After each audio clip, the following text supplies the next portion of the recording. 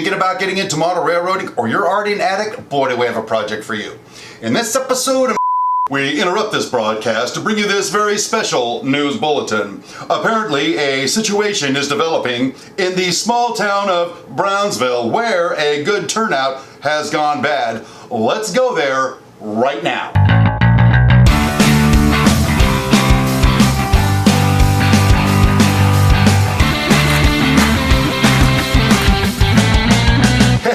Welcome to It's My Railroad, the how-to show for regular people.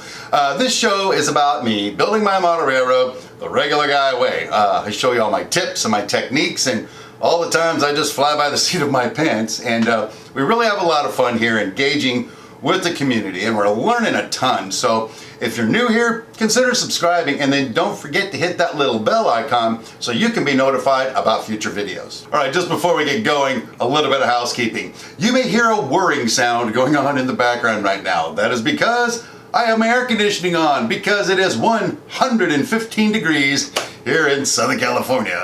Listen, we can handle the earthquakes, we can handle the fires, we can even handle the growing crime rate. What we cannot handle is heat. We might just melt, so we're gonna leave that air conditioning on during the episode and just try to deal with it, okay? All right, rail fans, let's get into this. This week, we're going to take a slight detour away from our logging camp vlog to address this pesky turnout emergency I had over in Brownsville. If you saw last Tuesday's Sidetracked episode, I kind of give you the preamble on why we had to do this and why it was an emergency. If you missed that episode, there's a card above my head, link in the description. It'll take you there so you can get all caught up. And if you don't watch that part, maybe some of the rest of this isn't going to make a lot of sense, but it'll still be a lot of fun, I guarantee it.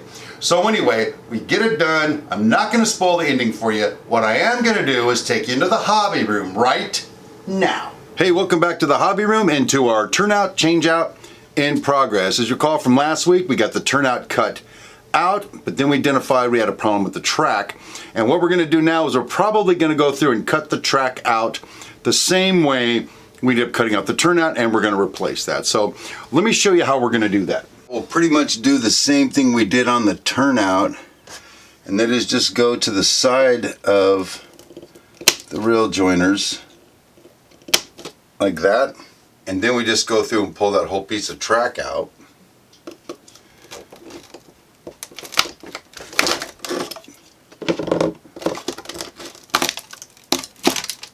Like that.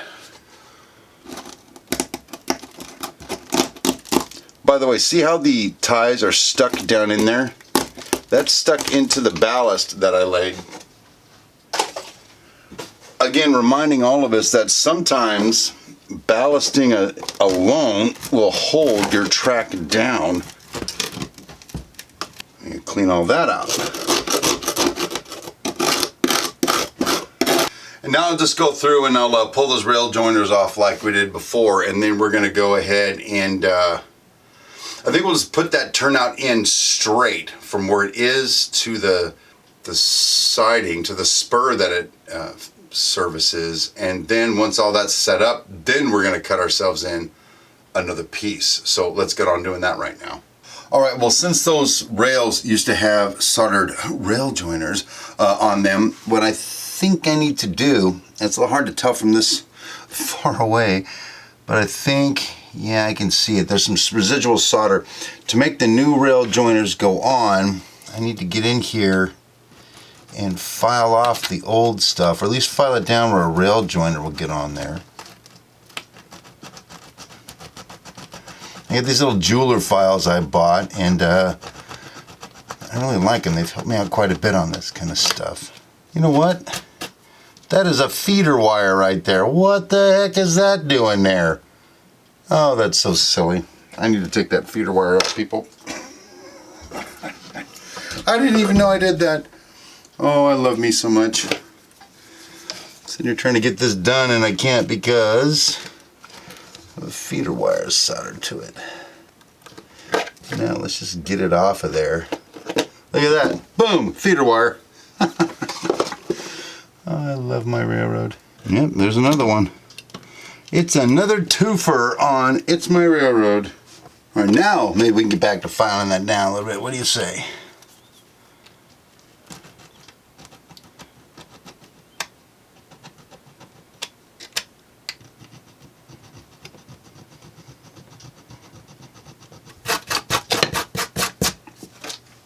Okay, with those filed down, what we'll try to do then is slide the rail joiners down on the existing rails so that we can get the turnout in there.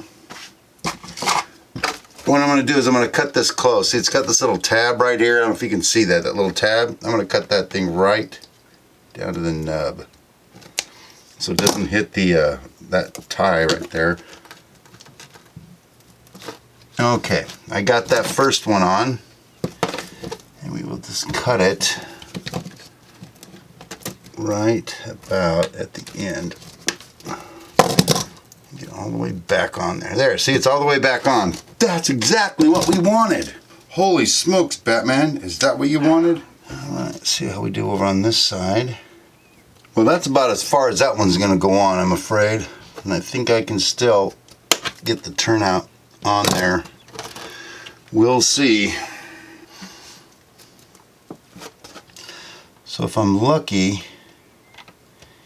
and I rarely am, I should be able to slide those in like that, and then line these up and do the same thing. But on these I have to, well, I know my big old fat hand's in the way, but on these I'm going to have to slide the rail joiner forward.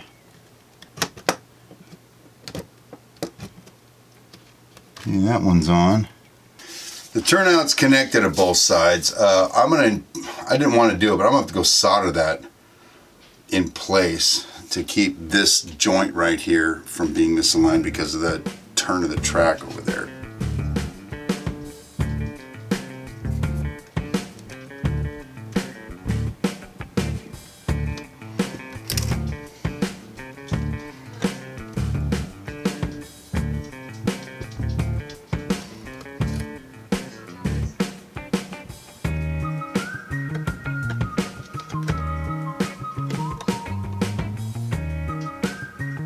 Okay, so I went through and I vacuumed out all the debris we had in there. I also took a sanding sponge, just your standard sanding sponge like that, and went through and sanded along the top of the cork roadbed.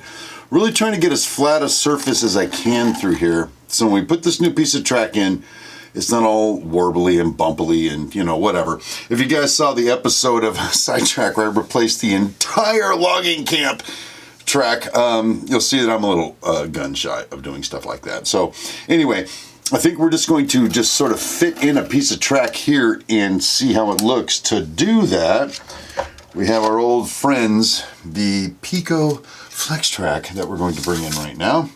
I have a full section here, a full stick, and I'll just sort of lay it in and just check the landscape here a little bit. See what we think.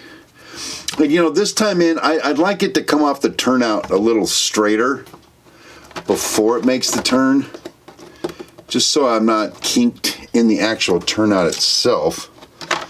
And I think something like that, I don't know how well you can see that, something like that I think is what we need. Now that gives me two problems actually. One is I don't have any cork roadbed out there. It's going outside of the cork roadbed. And also this beautiful tree that I love so much sitting right here to divide my two scenes is locomotive bait. So it's going to get hit if I don't do something with it. Just going to figure out this radius that we want. Let's do it. Let me grab some T-pins and see if we can just pin it down so we can sort of digest what's happening here. Anyway, that tree's got to come out, clearly. So, goodbye, tree. See, again, didn't glue the tree in, popped it right out. That's the regular guy way. Yeah, we get a little snaky action around here and hit it. That looks kind of fun, doesn't it? Doesn't it look fun? All right, well, as we can see, we are correcting a turnout. But in the process of correcting a turnout, this is where the track used to go. And this is where I'm proposing it to go. I think that's a little closer to what we need. Then we got enough straight, actually coming off right here, enough straight to join that up nicely. Sharp turn, and then some straight there. I think that sharp turn's okay though. I think we can do that. Well, there you go. I'm looking around the layout. Don't really see a sharp turn that sharp. Oh, crap. I don't think it's going to be so reliable. What do you guys think? You think that'll work? I think it's too sharp. More along the make it easier to make the turn lines. I think that's going to be the best right there. Anyway, so here's what I think we're going to do now. I need to mark out back here where we are going to put some more cork road bed, which luckily I have some in inventory. If I can find something to mark with. You know what? This is going to turn into a, hey, how do the regular guys lay track episode when it's not in the logging camp. So here we go. Let me get that track out of the way. Let me get some cork and we're going to glue that down. So I get the track out of the way and the T-pins so we can put in the new road bed, blah, blah, blah. It's going to be kind of interesting though because you can see that it gets fat and then it gets narrow. What do we put in where? I think what I'm going to do, and again, people, this is the regular guy way. Don't quote me on this. I'm going to give it a shot. I think what I'll do is I'll get my cork road bed, put the outside kind of piece here, and glue it in, and then whatever's left there, I'll just put a little piece in. I think that's what we're going to do. All right, sort of prepped and ready to go. You know, when I'm not building a logging camp, I caulk stuff down. I learned that somewhere, and this is the caulking that we're using right here. I don't know if you can see this well, but it's the Quick Seal Ultra Kitchen, Bath, and Plumbing white caulking by DAP. It's just sticky, and it dries sticky. I don't really know. There's not a certain brand, model number. Oh, hell, I don't know. This is what I use, so that's how the regular guy does it.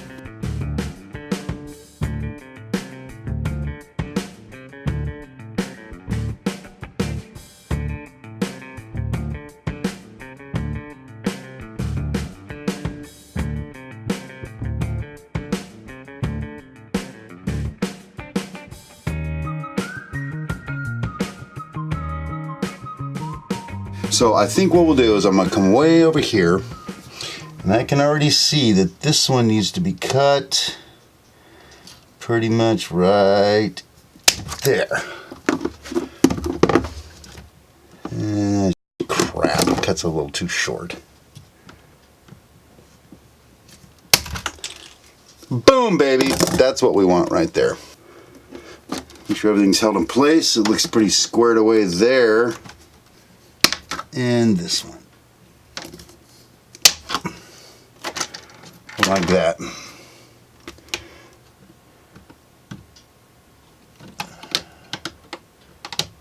All right, took some doing, got that one on. Well, I'll be darned. Got them both on. So, you know, without any soldering, without anything, that rail is kind of set in there right now without any pins, without anything. The problem is that's not straight, and that needs to get straight. Okay, I think what's next is we'll go ahead and solder those rail joiners in because it's on a turn, it's under some tension. Kind of want to hold it there.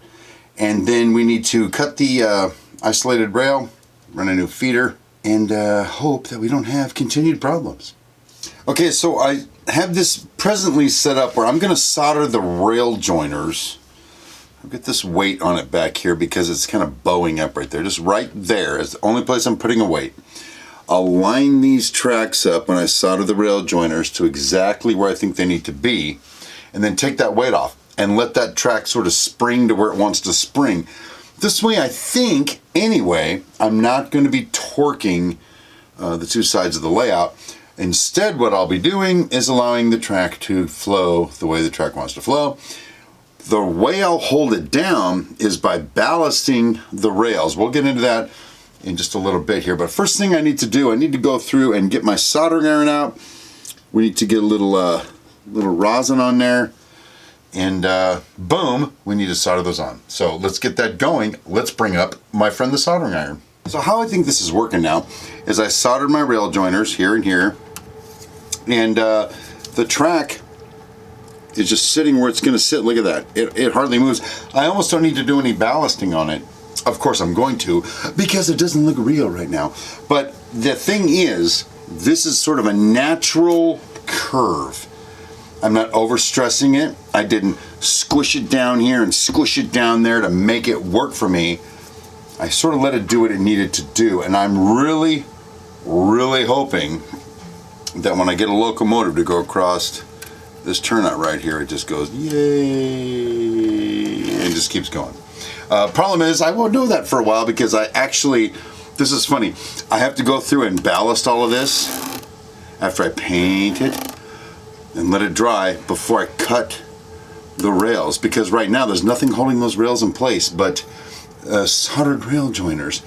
So I'll tell you what, I've shown you in the past how I've ballasted rails and painted rails and all that stuff. So what I'm going to do, I'm just going to go through now and do all that, replace these railroad ties in here and in here, and then maybe we'll cut this track together, solder on a feeder, and run a train across and see what happens.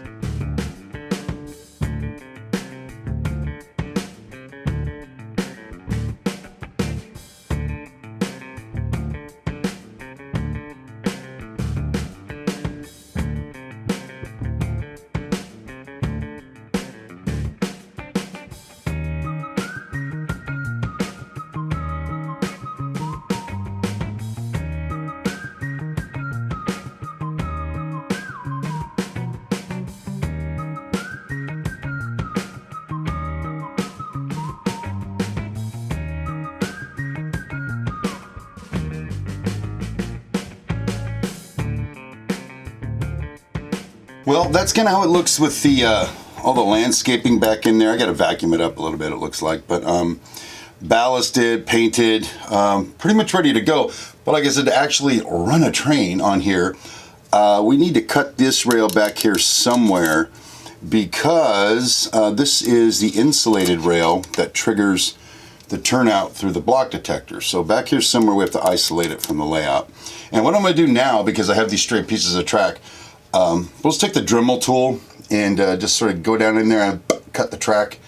And I've done that elsewhere on the layout, and the trains just run right over it. They don't even know it's there. Someday we'll fill that in with spackle or something, because that's how regular guys do it. So anyway, let me get the old Dremel out and let's get on it. Okay, so I got my handy Dremel tool here, and I've got the abrasive cutoff bit on it. What we're going to do is we're going to run this thing at the lowest speed, because I don't want it to accidentally catch the rail and then sort of yank it off the ties or misalign it or something. So what we'll do is we just put this on here on the slowest speed and just start cutting.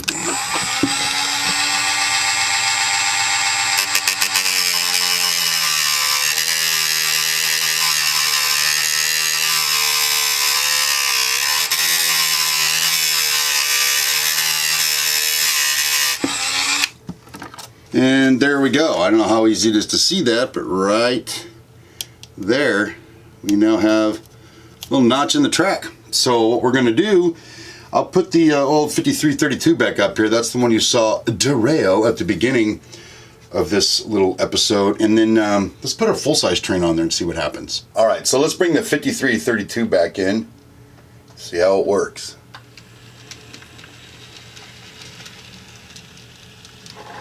What? Perfecto. See what happens when we bring it back.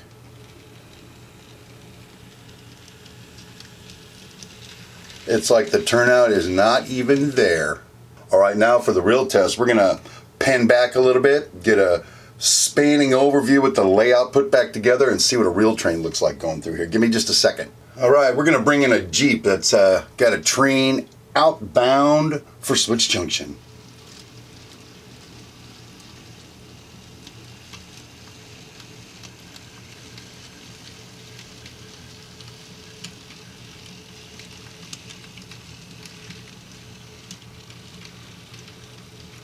I'm just sort of creeping over it. You know, I don't see any real wobble of the cars. The train just seemed to go right over it. It's never been that good before. So we shall declare this turnout change-out a success. And I think now we'll just head back into the studio. And we're back in the studio. There you go. I have never had a train run that well over that turnout since I expanded and built Brownsville. It runs really well. In fact, I had a train running with 8 cars on it plus a caboose non-stop for almost 4 hours on 4th of July. And people were coming in and out of the hobby room, oohing and awing at the regular guy layout. It was very rewarding. I was very proud of it. So thank you guys for giving me a week off of the logging camp vlog to get this done. Now listen, this is the kind of stuff we do here on It's My Railroad and Sidetracked. So if you're new here, why don't you go ahead and subscribe and make sure you like and share this video with somebody. Don't forget to connect with us over on Facebook. And until next time, my name is Steve Brown, and rail on, my friends.